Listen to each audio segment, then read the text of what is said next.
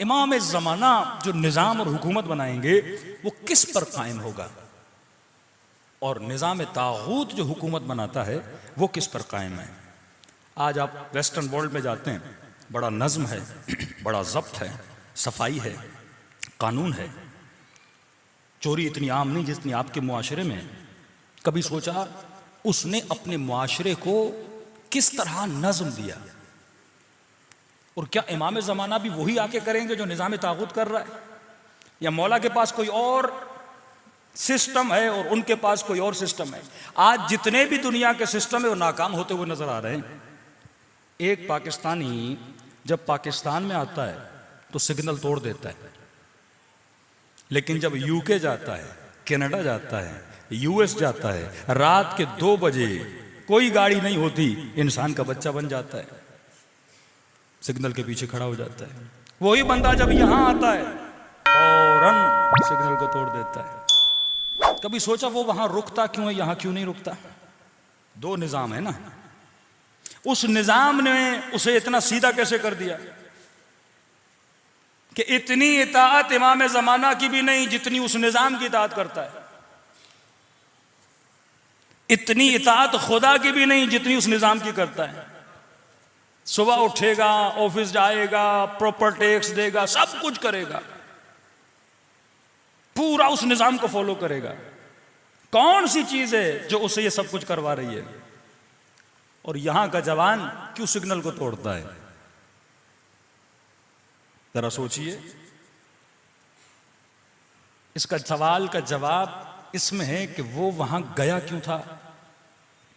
माल बनाने, पैसा बनाने, डॉलर कमाने, पाउंड बनाने। सीधी बात है ना, वहां पे कोई मौला रजा की ज़ियारत तो नहीं है कि ज़ियारत करने गया हो, वहां कोई हौज़े इल्मिया तो नहीं है कि दीन हासिल करने बंदा गया हो। आप क्या हासिल, ज़ाहिर इंसान अपने माश की तलाश में निकलता है, अपनी इकोनॉमी को मजबूत करने के लिए निकलता है, कहते बच्चों के लिए अच्छी जिंदगी हो, लग्जरी लाइफ स्टाइल हो, वहां चला जाता है। लेकिन सिग्नल पे क्यों रुक रहा है? उसी माल की वजह से, क्योंकि उसे पता है पाकिस्तान में सिग्नल तोड़ूंगा, पुलिस वाला कितना भी फाइन लगा ले, 50 रुपए, 100 रुपए, वहां सिग्नल तोड़ेगा 100 पाउंड देने पड़ेंगे, $150 देना पड़ेगा। गया क्यों था? माल कमाने। सिग्नल तोड़ेगा, नुकसान किसको है? माल को है। तो माल की बका के लिए इंसान बन जाता है, माल की बका के लिए सीधा हो जाता है। ये वो निजाम ताकूत है जो लोगों को कंट्रोल करते हैं। किसके जरिए? माल के जरिए। जो लोगों को बाअखलाक बनाते हैं, किसके जरिए? माल के जरिए। वो कहेंगे तुझे आसाइश देंगे, तुझे सब कुछ देंगे, लेकिन ये कवानीन इनको फॉलो कर, फॉलो नहीं किया माल छीन लिया जाएगा। और वो गया भी माल के लिए था। नुकसान जब माल को पहुंच रहा है तो लाएगा वो सारे कवानीन को क्या करता है? फॉलो करता है। क्योंकि फिक्र सिर्फ माश कमाने की है, फिक्र सिर्फ माश को बचाने की है। तो इसे जहां ज्यादा पैसा मिलेगा ये उस चीज को क्या करेगा? फॉलो करेगा। जो ज्यादा पैसा देगा उस चीज की तरफ जाएगा। यही वो निजाम था जिसका मुकाबला करने हुसैन इब्न अली करबला में आए। यही वो चीज है जिसको इमाम ज़माना आकर तोड़ेंगे। आज जितनी दुनिया की हुकूमतें हैं और इंसानों को जो मेंटेन किया जा रहा है वो माल के जरिए किया जा रहा है। इफ्फतें खरीदी जा रही हैं माल के जरिए, गैरतें बेची जा रही हैं माल के जरिए, जवानों को अपनी तरफ अट्रैक्ट किया जा रहा है, किसके जरिए? माल के जरिए। वही काम जो यजीद ने किया, वही काम जो इब्ने साद ने किया, वही काम जो अमीर शाम ने किया। अली माल की दावत नहीं देते थे, अली तकवा की दावत देते थे। अपने जहनों को माश पे टिका के रखिएगा, क्योंकि आगे नतीजा निकलना है। अगर जहन आपका हटा तो आप नतीजे तक नहीं पहुंचेंगे। मतलब हुकूमत को फॉलो जब लोग करते हैं, जो हुकूमतें माश की बुनियाद पे होती हैं, तो लोग कानूनमंद बनते हैं, फर्माबरदार बनते हैं। किसकी बुनियाद पर? माश की बुनियाद पर। अब अपनी जिंदगी में आओ कि तुम्हारी सोच भी माश वाली है या नहीं है। मेरे घर में मेरी बेटी का रिश्ता आया, मैंने सबसे पहले किस चीज को देखा? माश को। मतलब मैं भी उसी निजाम तागूत का एक हिस्सा हूं। नाम हुसैन का ले रहा हूं, पर जो दिमाग मेरा चल रहा है वो किसके मुताबिक है? निजाम तागूत के मुताबिक है। मेरे डिसीजन का बेस क्या है? माश है। और नबी के घर में जहरा का रिश्ता आया। खुदा की कसम, अगर माश देखना होता तो नबी अली को बेटी न देते। जो ज़रा बेच कर अपना हक महर लाए, जो बेटी को यह वसीयत करे कि बेटी कुछ ऐसा न मांगना कि अली दे न सके, शोहर को शर्मिंदा न करना। उन्होंने रिश्ते न माश की बुनियाद पे दिए, न रिश्ते माश की बुनियाद पे लिए। इस्लाम जैसे आया, न गरीब न अमीर, नारा एक ही बुलंद किया, इन्न अकरमकुम इंदल्लाहि अतकाकुम।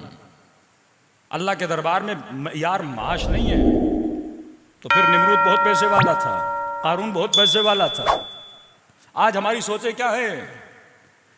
हम दिल में इज्जत और एहतराम किसका करते हैं? हम सब के अंदर शिर्क खफी मौजूद है। माजू फरमाते हैं, अगर कोई बंदा तुम्हारे सामने से गुजरे और वो तुझे सलाम करे, तू उसे जवाब दे। एक आम सा आदमी आपके सामने से गुजरा, उसने कहा जनाब सलाम अलैकुम, मतलब आपने देखा सलाम नहीं किया, आपने कहा उसे करने दो। उसने सलाम किया, आपने जवाब दिया। इतने में एक अमीर आदमी, ऑफिसर साहब, बड़ी पोस्ट वाला, अच्छे माश वाला, जब तेरे सामने गुजरा, आपने आगे बढ़ के कहा सलाम अलैकुम साहब। क्यों? क्योंकि वो अमीर है। मौला फरमाते ये मुशरिक है, अल्लाह की इबादत में शरीक कर रहा है किसी को, उसके माल की वजह से। मैं दोस्त किसको बनाता हूं? सबसे पहले दोस्ती में किस चीज को देखता हूं? इमाम जमाना का निजाम कौन सा निजाम है? मौला क्या करेंगे कि एक सेकंड में इनके निजामों को गिरा कर हुकूमत इलाही को आकर नाफिज करेंगे। तो उलमा एक मिसाल देते हैं, कहते हैं लफ्ज है नज्म। किसी भी मुल्क में कोई भी सिस्टम अगर कायम होना चाहता है, उसके अंदर नज्म का होना बहुत जरूरी है। नज्म के लिए एक उसूल का होना जरूरी है। मिसाल के तौर पर आपके हाथ में तस्बीह हो, ये तस्बीह के 100 दानों को किस चीज ने खड़ा करके रखा है? धागे ने। यहां धागा कटा या दाने इधर उधर चले गए, दाने सारे बिखर जाएंगे, वो मुल्क तबाह हो बर्बाद हो जाएगा। जब उसूल खत्म हो गया ना, वो मुल्क भी खत्म हो जाता है। अमेरिकन वजीर खारजा ने कहा हमने बड़ी कोशिश की कि ईरान पे हमला करें और ईरान को खत्म करें, का कामयाब नहीं हो सका। उसने कोई बात नहीं, ईरान जिस नजरिए पे बना है उस नजरिए को खत्म कर दो, तो ईरान खुद ब खुद इनकलाब खत्म हो जाएगा। यही है पाकिस्तान के लिए। पाकिस्तान का नजरिया था ला इलाहा इल्लल्लाह, ये मुल्क बना मुसलमानों के लिए, लेकिन इस मुल्क में मुस्लिम जब जिंदगी गुजारता है तो मुश्किल जिंदगी गुजारता है, लेकिन एक फासिक यहां पे बड़ी आजादाना जिंदगी गुजार लेता है। एक चोर के लिए मुल्क बड़ा महफूज है, क्योंकि मकसद खत्म हो गया। तो इमाम आकर करेंगे क्या? फरमाया नज्म आता है धागे से। धागा कोई भी हो, ये धागा 100 दानों को उठाता है, खड़ा करता है। इमाम ज़माना जब आएंगे, आते ही इस धागे को काट देंगे। धागा कटा तो नज्म बिखर गया, सारी हुकूमतें गिर जाएंगी। अब सवाल ये है, फिर मौला इन दानों के अंदर कौन सा धागा डालेंगे? निज़ाम विलायत किस धागे पे खड़ा है? हुकूमत इमाम ज़माना किस धागे पे खड़ी होगी? एक था मीम माश का, सारा सरमायादाराना निज़ाम किस पे खड़ा है? सरमाये पे खड़ा है। लोग सरमायादाराना निज़ाम को क्यों पसंद करते हैं? क्योंकि वो निज़ाम मुझे पैसा देता है, वो मेरी इकोनॉमिक को मजबूत करता है। लेकिन इकोनॉमिक को मजबूत करने के नतीजे में मुझसे क्या लेता है? मेरी गैरत को लेता है, मेरे हया को लेता है, मेरे हिजाब को लेता है। इस सरमायादारा निज़ाम में अगर कोई खातून किसी चैनल पे जाके वहां पे न्यूज़ पढ़ना भी चाहे तो ये बोला जाता है आ जाओ सरमायादारा निज़ाम में, लेकिन शर्त यह है अपने सर से दुपट्टा उतार दो। अगर कोई जवान इस निज़ाम में जाके के काम करना भी चाहता है, मेयर बनना, मसलन ये जो इंग्लैंड में मेयर बना है तो मुस्लिम लेकिन सारा अंग्रेज है, शराब भी पीता है, सुअर भी खाता है, अंग्रेजों के साथ बैठता भी है। कहा हमें तुम्हारे नाम से मसला नहीं है, हमें तुम्हारी दाढ़ी से मसला नहीं है, हमें तुम्हारी मस्जिद जाने से मसला नहीं है। मस्जिद भी जाओ, मंदिर भी जाओ, मस्जिद भी जाओ, शराब भी पियो, यानी सारे काम एक साथ करो, जिसे प्लुरलिज्म बोला जाता है। यानी दीन को भी राजी करो, अल्लाह को भी राजी करो, शैतान को भी राजी करो। मौला हुसैन फरमाते नहीं, दीन जबान की चटखारी का नाम नहीं है कि तुम मजा लेता रहे। दीन पे अगर चलना है, गर्दन कटानी भी पड़े तो बंदा कटा दे। ये सरमायादाराना निजाम है जो माल के बदले में इंसान से इंसान का ईमान छीनता है। इमाम जमाना जिस निजाम को कायम करेंगे, ये सारे दाने, ये सारी 7 बिलियन आवाम किस धागे पे खड़ी होंगी? वो सरमाये की बुनियाद पे नहीं, वो माश की बुनियाद पे नहीं। मौला किस बुनियाद पे आप अपना निजाम बनाएंगे? तो आवाज आती है, इमाम जिस निजाम को कायम करेंगे वो माद की बुनियाद पे होगा। माद यानी इमाम लोगों के जहनों में कयामत के तसव्वुर को मजबूत करेंगे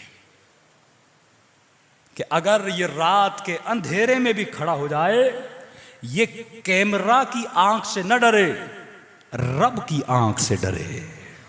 माद की आंख को मजबूत करेंगे, लोगों के जहनों में कयामत के तसव्वुर को ऐसा मजबूत कर देंगे कि रिवायात के जुमले हैं, अगर कूफे से कोई खातून बिरहना हालत में अपने बदन पे सारा सोना चढ़ाकर चले तो फरमाते हैं हुकूमत इमाम ज़माना में एक मर्द उसकी तरफ आंख उठाकर भी नहीं देखेगा। क्या आलम होगा। फरमाया अगर कोई अमीर हाथों में सोना जेवर माल लेकर गलियों में आवाजें देगा, हे कोई मुझसे ज़कात लेने वाला, कोई नहीं होगा उससे ज़कात लेने वाला।